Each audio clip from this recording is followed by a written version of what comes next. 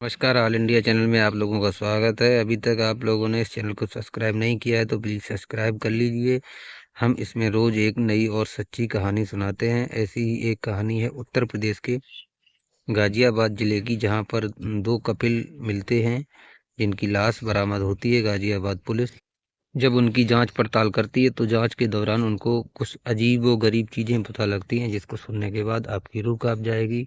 आप बड़ा आश्चर्यचकित रह जाएंगे कि आज के कलयुग में ऐसा भी होता है, जहां पर दो भाई बहन फर्रुखाबाद के अल्लाहपुर गांव से 16 फरवरी को निकलते हैं। एक दूसरे आपस में बहुत ही ज़्यादा प्रेम करते हैं। वो शादी करने के फिराक में निकलते हैं, बल्कि किसी के भी घर वाले इस चीज़ को मानने को तैयार नहीं थे, न ही शादी करने के लिए थे। उन लोगों ने मन में ऐसा सोचा कि हम बाहर जाकर के कहीं भी अपनी दुनिया बसाएंगे और इन सब से दूर जाकर के आराम से रहेंगे। लेकिन उसी दौरान उनको क्या पता था कि उनकी जीवन लीला यहीं पर समाप्त होने वाली। हालांकि वो समाप्त होने से पहले 160 नोट भी लिखते हैं, जिस 160 नोट में कुछ बातें लिखी जाती हैं जो कि हम आपको बताने का प्रयास करते। उस निशा ने जो 160 नोट लिखा था, उस 160 नोट में ये लिखा हुआ था कि मेरी जीवन की कहानी, जो भी उसके जीवन में 16 फरवरी से 10 मार्च को उनकी डेथ बॉडी तक के बीच में जो जो उनके साथ कांड हुए थे, जितने फ़ोन से धमकियां दी गई थी, परिवारजनों ने जो भी बातें कही थी, सारी चीज़ें उसमें लिखी हुई थी। कुछ मोटी मोटी चीज़ें हम आपको बताने की कोशिश करते हैं। जैसे कि उसमें निशा ने लिखा हुआ था, अपने भाई बहन माँ बाप सभी से उन्होंने माफ़ी मांगी निशा ने, और कहा कि हमने ये कदम उठाया है, ऐसा हमको नहीं करना चाहिए, इसके जिम्मेदार हम स्वयं हैं, न कि हमारा कोई पारिवारिक व्यक्ति है। इसमें किसी की भी कोई जिम्मेदारी नहीं है।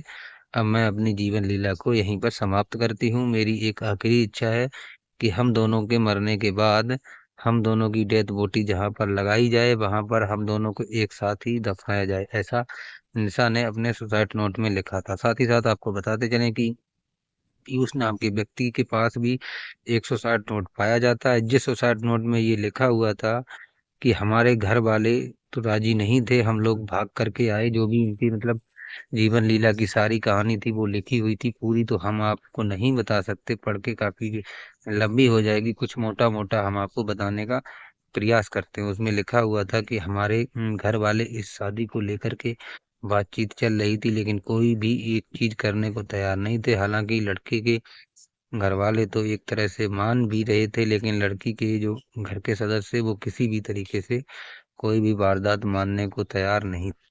इसी बीच में उन लोगों ने फैसला किया और फर्रुखाबाद से 16 फरवरी को निकले, और गाजियाबाद के कोर्ट में पहुंचने के बाद उन्होंने अपनी लव मैरिज की शादी की। आराम से रह रहे थे गाजियाबाद एक जगह किराए पर मकान लेकर के वहां पे रह रहे थे। एक दिन ऐसा आता है कि वहां पर जो है गाजियाबाद की पुलिस उनके पास पहुंचती है और कहती है कि आपके परिवारजनों से एक एप्लीकेशन आया है जिसमें आप लोगों की शादी के खिलाफ है, कोई भी इसमें आपके सहयोग नहीं है। तो पीयूष नाम का व्यक्ति को गाजियाबाद थाने में बुलाया जाता है।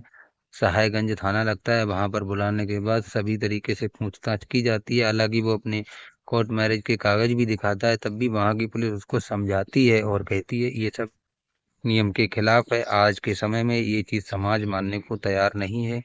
अच्छा, वो लोग जो थे वो ऐसी अलग जगह पे रह रहे थे जहाँ पर किसी को कोई अता पता नहीं था।